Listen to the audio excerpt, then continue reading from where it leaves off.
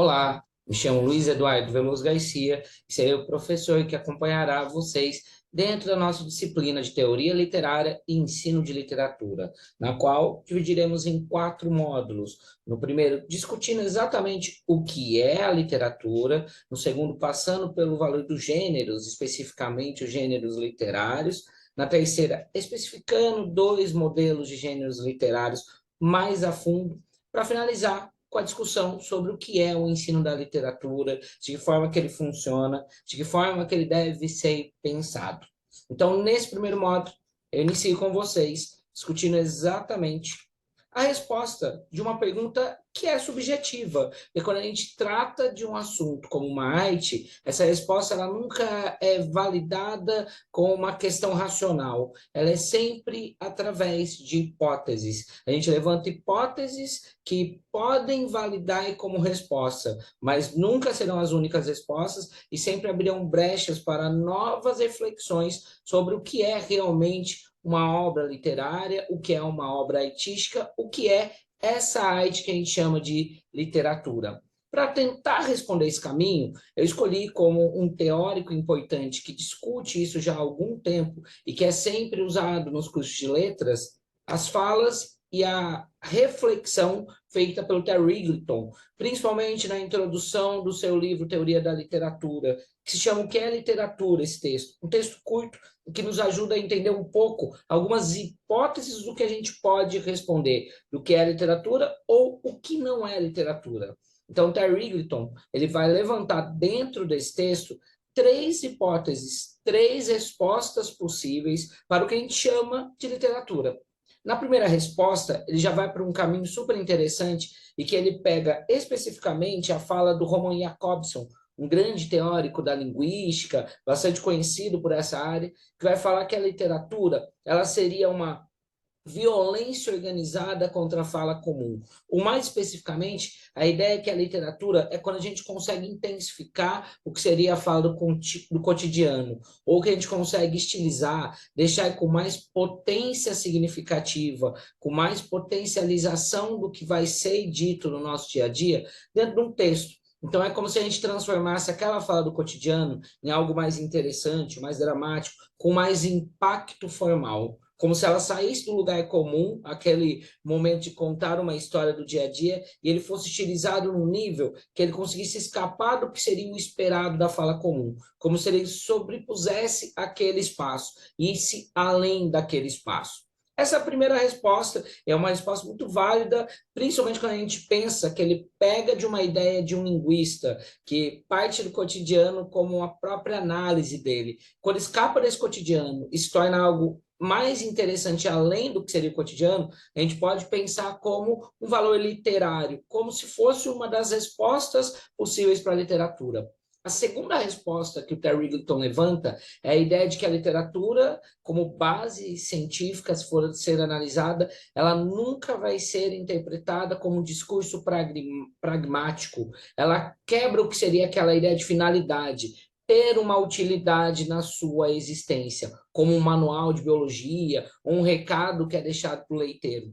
Na concepção do Terry Eagleton, ela quebra exatamente porque ela não tem essa função de utilidade. Eu não consigo contar uma história com a intenção de que ela vai valer para isso, isso e isso.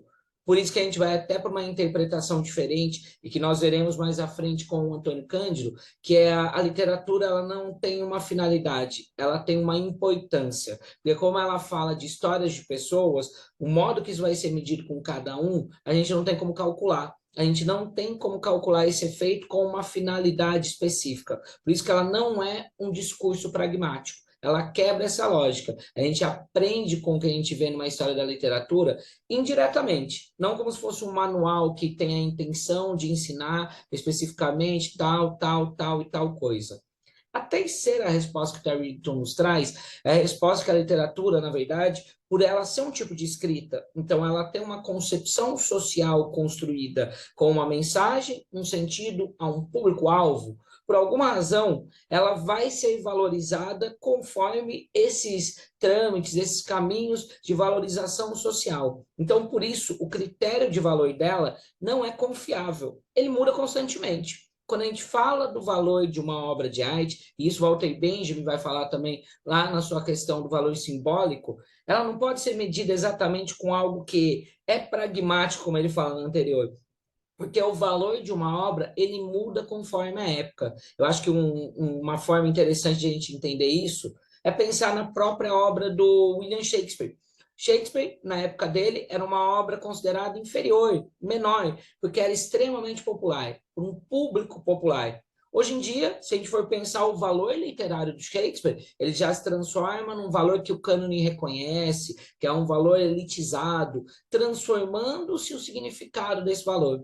Então ele fala que por ser uma escrita, por ser uma construção social, ela também vai refletir alguns aspectos históricos sociais que o próprio valor vai modificar conforme o tempo. A gente não tem como calcular esse valor. Por isso que ela se torna tão interessante e, novamente, ela cai no jogo de hipóteses. Porque se eu não tenho como calcular, eu não sei dizer se uma obra escrita hoje e que é interessante para o público de hoje pode ser daqui 30, 40 anos. Então, é o efeito do tempo que também passa em qualquer obra artística. E aí eu pego essa definição curta do Terry Eagleton para evoluir um pouco a discussão das três respostas, que ele fala que se você for pensar a literatura, a gente pode refletir da seguinte maneira. O que descobrimos até agora não é apenas que a literatura não existe de maneira que os insetos e que os juízos de valor que a constituem são historicamente variáveis. Então a gente não consegue analisar a literatura como se fosse um objeto, um celular, um inseto, uma coisa que seja fixa, mas que esses juízos e os juízos que formam a valorização de uma obra literária, ou que a gente vai chamar de literatura, eles têm, eles próprios, uma estreita relação com as ideologias sociais. O tempo histórico social reflete o valor que vai ser dado a uma obra para chamar ela de literatura ou não. Eles se referem, em última análise, então, não apenas ao gosto particular, que também entra nesse contexto subjetivo, mas aos pressupostos pelos quais certos grupos sociais exercem e mantêm o poder sobre outros. É o que a gente vai falar, por exemplo, no caso da literatura, do cânone literário, que dá valor ao que é bom, o que não é, o que deve ser lido, o que não deve ser lido, e que muitas vezes apaga histórias muito importantes que a literatura deveria estar falando por causa dessa elitização do valor, que quem dá valor geralmente é a elite que tem o poder em cima dessa concepção. Para finalizar, trago uma reflexão de um cara incrível, que é o Wolfgang Giesel, sobre o que ele acha que é literatura, e que eu acho que isso evolui um pouco o pensamento que Terry Eagleton nos traz. Para o Wolfgang Giesel, ele diz que vivemos e não sabemos o que significa viver e gostaríamos de saber. Então, o nosso dia a dia, o nosso cotidiano acontece e a gente não consegue explicar. Então, inventamos ficções que parecem focalizar o que é viver, como se a gente estivesse dando uma lógica para transcender o comum do dia a dia. E essa pode ser uma das razões da literatura. Ou, como o genial Fernando Pessoa fala, a gente tem a literatura exatamente porque a vida não basta, porque a gente quer transcender a vida através de nossas ficções. É isso, nossa primeira unidade. Até a próxima.